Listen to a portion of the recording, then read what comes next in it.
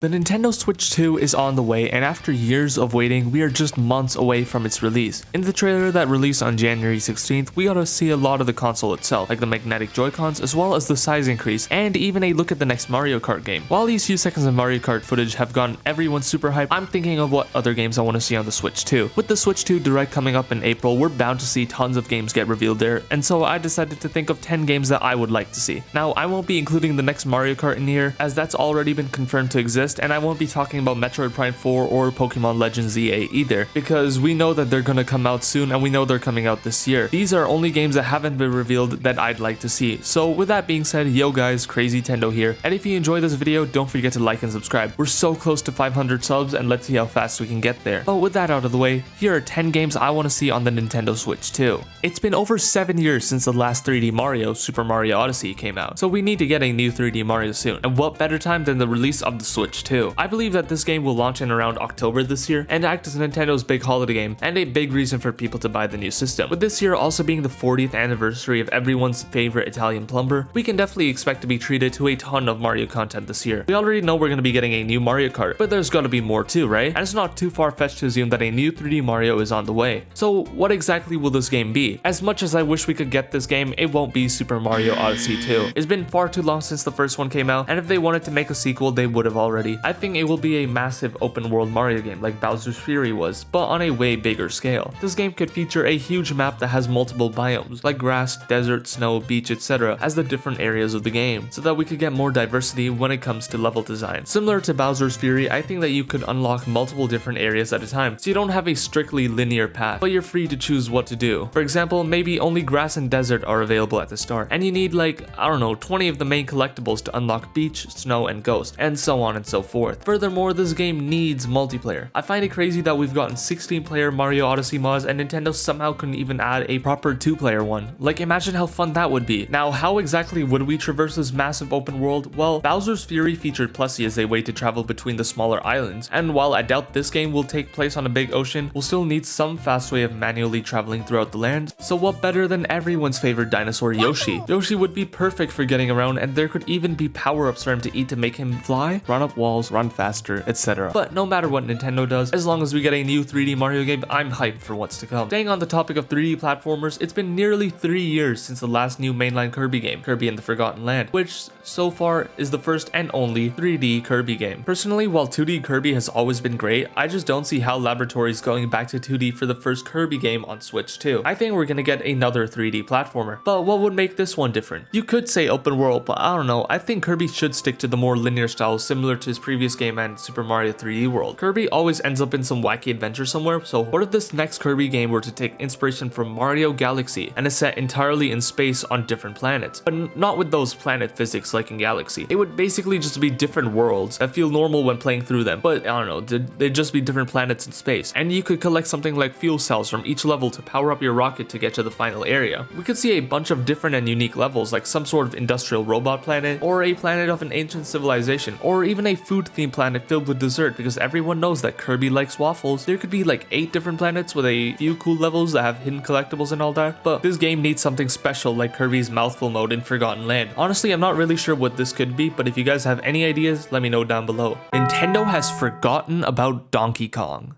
Donkey Kong is one of Nintendo's first characters, and it's a shame that he hasn't gotten a new standalone game in over a decade. Donkey Kong Country Tropical Freeze is the last time the Big Ape got a new game, which released on the Wii U in 2014 and got ported to the Switch in 2018. We need a new Donkey Kong game, and I honestly think the chances of a 2D game are higher than a 3D one. Donkey Kong's first and only 3D game was back on the N64, and since then we haven't seen him return to the third dimension. I'd love to see DK's grand return to 3D, but the chances of Retro Studios making a third game to finish off their trilogy of DK games seems higher. Tropical Freeze is one of the best 2D platformers made by Nintendo, but there isn't really a lot that Nintendo could improve, but we could definitely get new features or maybe even side modes, who knows. If they do go with the 3D route though, which is what I'm personally hoping for, there's so much that they could do. I think that this could be similar to Mario Odyssey and give us different islands to explore that have main platforming challenges on the overworld, but smaller sub-levels too. There's tons of islands they could do. The classic DK jungle, ancient ruins. Personally, I'd love to see some sort of jungle city, similar to the one from the Mario movie, but without all the racetracks. And bring back K. Rool. I mean, who doesn't love this guy? We can also get some new power-ups for DK, because I don't think there have ever really been power-ups in the DK series. But you know what would be really cool? Donkey Kong swinging around the jungle like Spider-Man. Either way, whether we get a new 2D or a new 3D game, we need more DK games. It's been way too long. Nintendo's other big series is The Legend of Zelda, and this series has been getting really great treatment on the Switch. Breath of the Wild launched release day for the Switch and completely changed the Zelda series, introducing fans to the idea of an open world 3D Zelda game. And this was so damn good that I made a nearly hour-long review on it, which you should check out if you're interested. Nintendo also released other Zelda games on the system, like a remake of the Game Boy's Link's Awakening, a sequel to the Hyrule Warrior series that is set before Breath of the Wild, a port of the Wii Skyward Sword, and a sequel to Breath of the Wild, The Legend of Zelda Tears of the Kingdom. But as for what new Zelda game I'd like to see on the Switch too, I mean,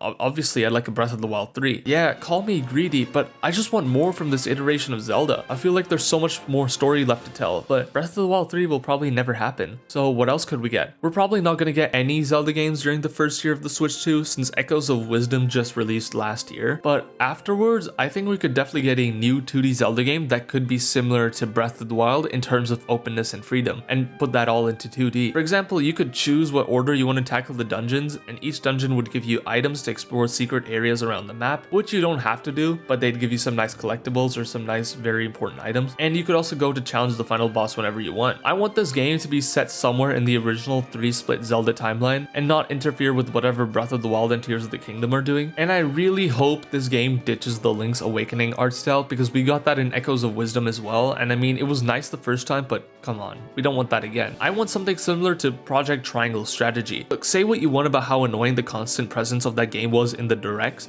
because it really was annoying, but that art style is beautiful. Most likely, it would probably try to do its own thing though, and take advantage of upgraded graphics from the Switch 2. But if there's one Nintendo series that desperately needs the Switch 2's upgraded graphics and power, it's Pokemon. I think we can all agree that Scarlet and Violet might be some of the worst modern day games in terms of graphics and performance. There's no way that a game that looks like this released in 2022 and not 2002. The game is buggy and has terrible lag at times, as well as horrendous graphics, but the Switch 2 will be able to handle a bigger and better Pokemon game. I mean, technically the Switch 1 should be able to as well. I mean, we have Tears of the Kingdom where you can dive from the sky all the way to the depths, and the game doesn't look like trash, but whatever. A new Pokemon generation is always exciting, and I'm always hyped for the mainline games. Last year there was a massive Game Freak leak, and amongst the tons of leaked information was the codename for Gen 10, which is Gaia. Gaia is the Earth goddess in Greek mythology, so I'm guessing that this next region would take place in Greece, which would be sick. Continuing the tradition from Gen 6, these games would also include some sort of special gimmick like Mega Evolution,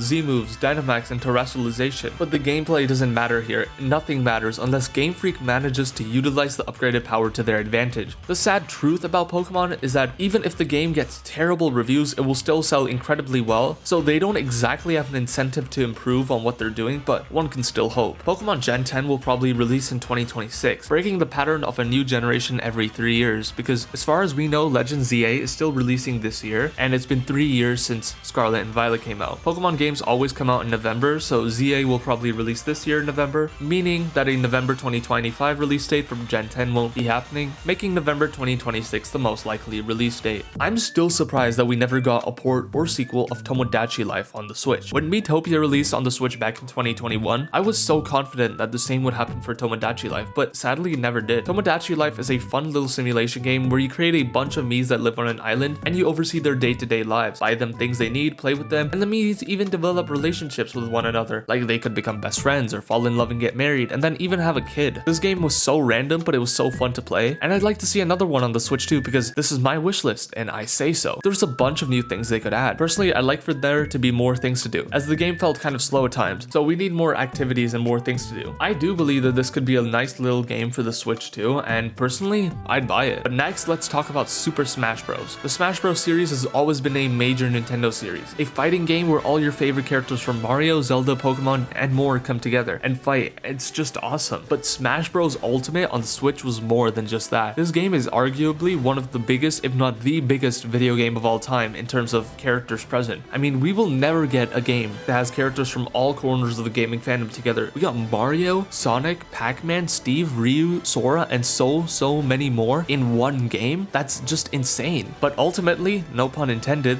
this game can't be the last in the series. It's not a heavy story-based series that can come to a dramatic conclusion. It's still a fighting game and will always get new entries. But where exactly can Nintendo go from here? Well, honestly, I don't know. If they brought back all the characters, that would be great, but there wouldn't be any point as the Switch 2 could play Switch games, so literally giving us the same characters again would feel too similar and also might be a bit too much. I honestly have no clue what Smash 6 could be like, but if you guys have any ideas, let me know in the comments. But of course, a new Smash game is inevitable. We know Sakurai is working on a new game, and he also seems pretty excited about the Switch 2, so maybe this is because of Smash 6. It'll be difficult to create a game as massive and insane as Smash Ultimate, but only time will tell. But if you guys have any ideas of what they could change for this entry in the series, let me know down below. Moving on to Splatoon, which is one of Nintendo's newer IPs, and so far we've gotten 3 games in this series. The first one released in 2015 for the Wii U, and then Splatoon 2 released 2 years later in 2017 during the launch year of the Switch, and then we got Splatoon 3 in 2022. With a big online series like Splatoon, you already know Nintendo will want to release one of these during the console's first year. So by the time Splatoon 4 likely comes out, being summer 2026, Splatoon 3 will be nearly 4 years old, which is good enough for a new entry in the series. But here's the thing, while Splatoon 3 wasn't a bad game, it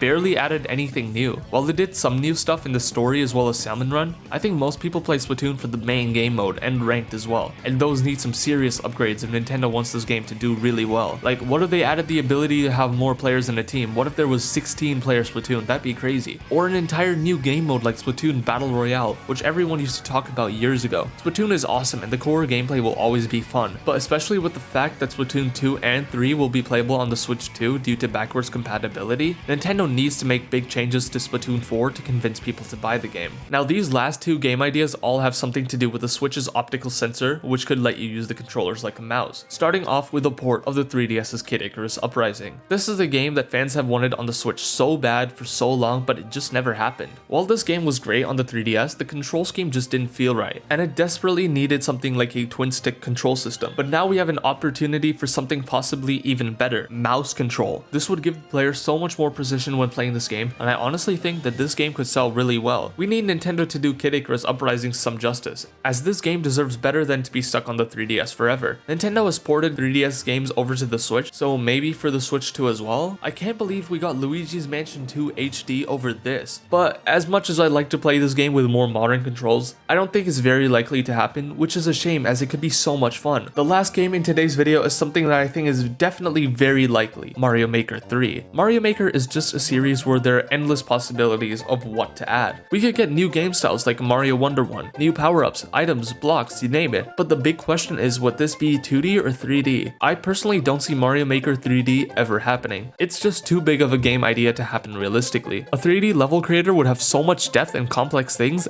that it wouldn't be very user-friendly. And we have to remember that little 9-year-old Timmy should be able to understand and make levels in this game. So yeah, I think Mario Maker 3 will be a 2D maker and not a 3D one. This game would benefit from the mouse controls as it would give more control over placing blocks, similar to the use of the stylus on the Wii U's gamepad for the first Mario Maker game. Using the Wii U's gamepad to create the level was so much fun, and obviously you couldn't do that on Mario Maker 2 in docked mode. Well, you were still able to use your joystick, obviously, because you still had to control the cursor somehow, but it kind of felt weird. But with a mouse, you have the free cursor movement, and you can really unleash your Mario Maker creativity. But what games do you guys want to see on the Switch 2, and what should they be like? Let me know in the comments down below. The Switch 2 is on the way, and it's crazy that we get to say that now. So if you guys did enjoy this video and want more Switch 2 content, don't forget to like and subscribe. We are so close to 500 subscribers, and it would mean the world if you could help me reach that milestone. But with that being said, yo guys, Crazy Tendo here, and thank you so much for watching. I'll see you in the next one.